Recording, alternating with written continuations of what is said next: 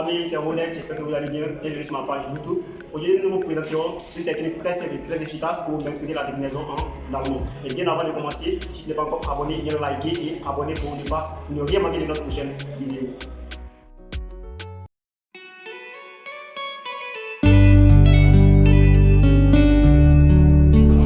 On va entamer la technique simple pour maîtriser la déclinaison des articles définis en allemand. Ok, donc voici comment se présente notre tableau de façon habituelle, comme on a l'habitude de le voir.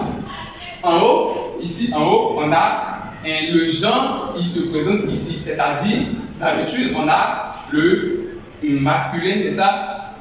Le masculin, le neutre, le féminin et le pluriel. Et ici, on a les cas qui se présentent, le nominatif, l'accusatif, le datif. Mais ici, dans notre cas, on va inverser les rôles. C'est-à-dire, ici, comme se présente là, j'ai déjà inversé pour que vous puissiez voir directement. Donc, ici en haut, on a mis les cas, c'est-à-dire le nominatif, l'accusatif, le datif et le génitif. Et juste sur le côté se présentent les genres qui sont le masculin, le neutre, le féminin et le pluriel. Donc la technique va consister à partir de ce placement, à partir de ce carreau, nous allons vous montrer maintenant comment est-ce que ça se passe. Ok, après la présentation de notre tableau, nous allons maintenant vous présenter la technique proprement dite. D'abord, avant de maîtriser ce tableau, il faut déjà mettre ces dés, comme vous pouvez le voir ici, dés dans chaque carreau. Et maintenant, voilà ce qu'on va faire. Ici, à travers ces dés, nous allons former deux figures. Je vais mettre ici. Et voici les deux figures. Ici, comme vous pouvez le voir, ici on a une figure placée normalement et l'autre qui est renversée. Donc on va s'arranger de sorte à obtenir ces deux figures dans notre tableau ici. Voilà comment ici les deux figures ici présentées dans le tableau. Vous voyez cette figure-là est représentée ici. En voyant ici cette partie-là, c'est-à-dire prenant la partie des nominatifs ici, ici et là, et là. Mais faites très attention. Cette partie ne doit pas rentrer dans le tableau ici. C'est pourquoi ici on a mis un rond. Concernant l'autre figure ici, c'est la même chose. On relie là, on commence à partir du datif. Là, au génitif, là, de l'autre côté, comme ça, et là. Là, on doit omettre cette partie. Cette partie ne doit pas faire partie de cette figure qui est là. C'est-à-dire le pluriel ici, on met un rond là.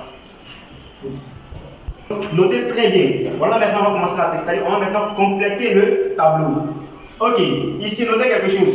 Du nominatif à l'accusatif, c'est-à-dire ça prend en compte de la première figure, c'est-à-dire de là à là. On va omettre une partie, c'est-à-dire le masculin accusatif. Et de l'autre côté là-bas, comme il y avait ici bien dit, pluriel datif ici. C'est pourquoi on a mis ici un rond. Donc vous devez forcément avoir deux ronds ici. Maintenant pour compléter, voilà comment ça se passe. Là, on appelle cette figure-là, moi je l'ai nommée la figure de pas de changement. Et l'autre figure ici, présentée ici, on appelle figure de changement. Donc, comme on appelle ici figure de pas de changement, c'est-à-dire qu'on devait d'abord pouvoir maîtriser ça. Chaque étudiant ou chaque apprenant doit ici être en mesure de connaître ici les articles définis, c'est-à-dire les der, die, das au nominatif. Voilà qui est ici présenté les articles définis au nominatif.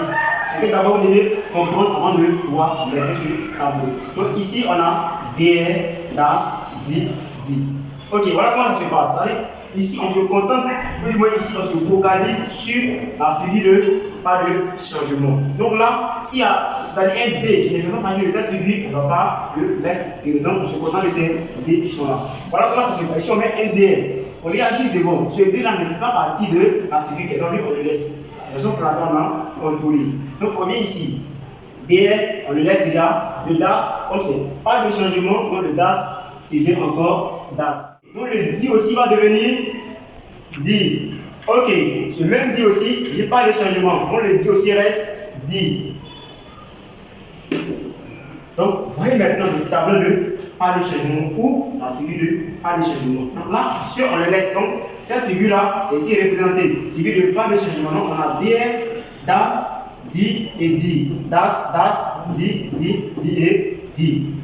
On va maintenant aborder l'autre figure qui est renversée ici, qu'on a surnommé figure de changement. Attaquer la figure de changement. Donc ici, comme le nom le dit déjà, ici on a le mot changement. Donc faites très attention. Ne comprenez pas cette figure de changement dans la figure de pas de changement. Voilà comment ça se passe. Pour pouvoir maîtriser cette partie, vous allez devoir ici, diviser cette figure en deux sous-figures. Voilà comment je fais. Ok. Et ici aussi, là on obtient deux figures. Là, si on veut le dire comme ça, là, on a un carré et un triangle. Un carré, un triangle. Et ces deux figures, moi, je les surnomme ici. Il y a fait ce carré-là, le carré MS. Donc, vous voyez ici, on a le mot MS. Le mot MS peut vous paraître peut-être bizarre ou, je ne sais pas, compliqué. Et voyez comment ça va se passer. On a ici EF, on a ici ES. Arrangez vos deux à obtenir ce mot MS ici dans le tableau. On va diviser le mot MS en deux. On a EM et puis on a ES.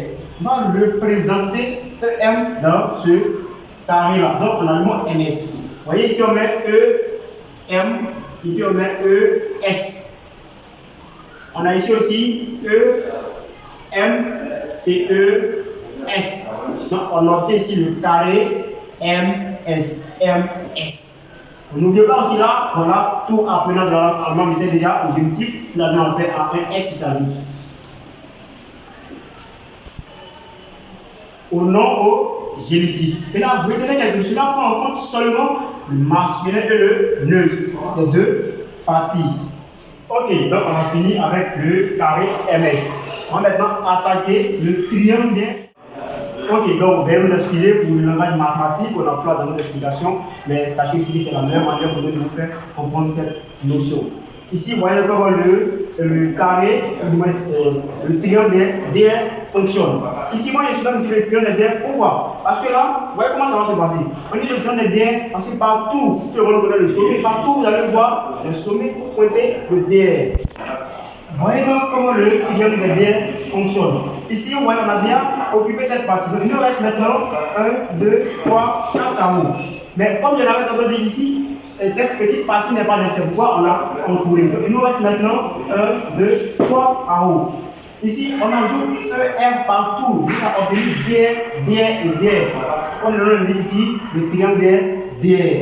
Donc, on va ici ajouter ER et ER. Ok, donc on obtient ici les DR. Maintenant, on a obtenu ces DR à partir de la division de DR qui est là. Donc ici, on prend ici les ER qui sont là, ajoutés aux 3 D qui existaient déjà dans le tableau. Donc on a ici ER dans les 3 sommets du triangle. Donc ici, on a maintenant fini les 2 figures.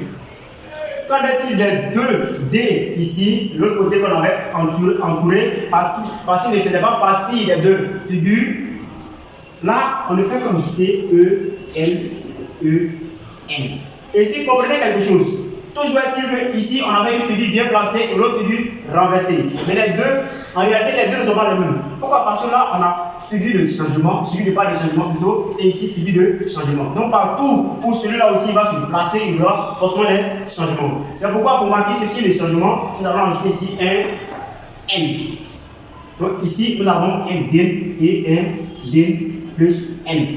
Ce D-là, on l'a obtenu en ajoutant EN sur D ici et EN sur D. Et ici, le D, le N est ici, parce que là, on parle de changement. Donc ici, ce D-là ne peut pas venir se placer ici D simplement. Donc, il faudrait pour marquer ce changement-là, ajouter un. Ok, merci à tous. Ainsi, pour en faire notre séance d'explication, mais bien avant de vous laisser, veuillez suivre ici, pour ceux qui n'ont pas pu comprendre le côté, ici, voici ici présenter le squelette du tableau qu'on vient de le faire. Ici en haut, nous avons le nominatif et l'accusatif. Donc, comprenons ici par là que le nominatif et l'accusatif font partie du tableau de pas de changement. En ce qui concerne le tableau de changement, on a le datif et le génitif qui sont. Ok, merci à tous et à toutes. J'espère que vous avez aimé la vidéo et qu'à travers nos explications, vous avez compris et vous sauriez maintenant décliner les articles en amont. Pour ne rien manquer de nos prochaines vidéos, veuillez vous abonner et activer la cloche de notification pour ne rien louper de nos prochaines vidéos.